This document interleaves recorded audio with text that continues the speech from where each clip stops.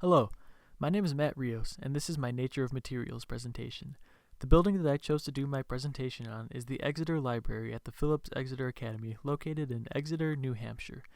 The architect of this building is Louis Kahn. The main concepts that I focused my model on were Louis Kahn's use of simple geometries, his use of light, and the idea that he wanted the inhabitants of the library to bring their books and research to life. In my very first design, I wanted to just focus on Kahn's concept of bringing books and research to life, which is something that he meant literally. In the Exeter Library, Kahn wanted readers to pick out their books in an area where there was no life, meaning the materials and lighting used in the area were not materials directly from nature. This is where he put all of the bookshelves. He made all of the reading desks out of wood, a material that once had life within it, and directly from nature, and located them next to windows that provided the reader with natural sunlight as a source of light. By doing this, he envisioned the reader literally bringing their books and research to life. To represent this, I built a metal structure with a dark interior to represent Kahn's concept of choosing a book in an area with not much life. Metal has no life in it, and the darkness represented the absence of natural light. Next to this structure, I put a concrete slab made out of foam, representing the reader's walk from the bookshelves to the reading desk.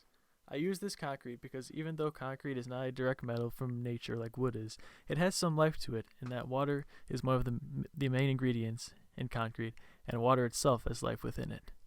Next to the concrete slab, I put a piece of cardboard representing the wood used in the reading desk, and used a piece of acetate to represent glass. Glass is a transparent material, so I wanted to use this to represent the light shining on the wooden desk, altogether representing life. I used 4 foam columns to represent Kahn's use of concrete as an architectural expression. After receiving feedback, I realized that I needed to incorporate more than just that one concept in order for my model to be effective. I also needed to use the materials based off of their properties and not based off of how Kahn used them. This led me to my second design, which is my final small-scale model. The concepts that I wanted to express in this design were Kahn's use of simple geometries and the concept that I explained earlier.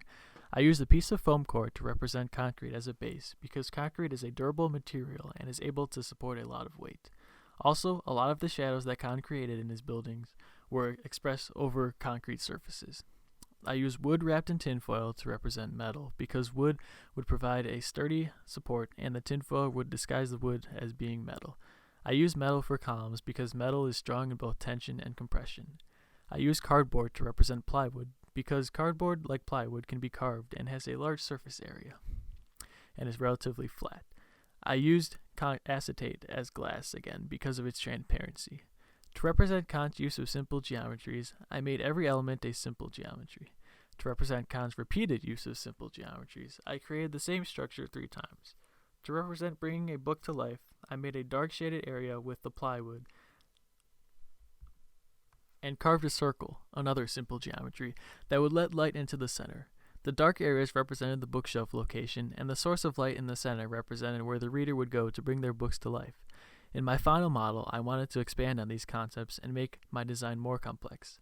So this is my final model. I expressed all of the same concepts that I've talked about already, as well as Kahn's use of light. In this model, I created the concrete by using a piece of wood for its durability, and added sand and painted it white to represent the rough surface that concrete has. I again used wood wrapped in tinfoil to represent metal, and cardboard to represent plywood. I used screw to connect the wood and the metal together to show how a piece of metal and a piece of wood would be connected together in real life. As for the glass, I used a cloudy sheet cover to represent frosted glass. The frosted glass itself represents Kahn's idea of hiding the primary source of where light is coming from. He would do this by hiding the primary source of light so that all you see is light and not the source of it. He did this because he wanted people to concentrate on the effect that the light had, rather than the source of where the light was coming from. I chose to represent this with frosted glass because frosted glass distorts anything that is on the other side of it, but still lets light through. If you were to look at the frosted glass from underneath the sculpture, instead of seeing the light source, you would see just light. When looking at the sculpture from this angle, it does not seem like the geometries are working together. It's not until you look at it from above that you see that everything comes together to be more than just a bunch of triangles stacked together. When everything comes together, you are able to see a circle and a square formed. This represents the effectiveness of Kahn's use of simple geometries. He was able to make the simple shapes more than what they were by designing them to be able to work together and create something complex and meaningful. I represented bringing books back to life in the same way as my small-scale model by having the shaded area represent the bookshelf location, and the source of light in the center represent where the reader would go to bring their book to life. The fact that the circle at the bottom does not exist without light represents the importance of light to Khan.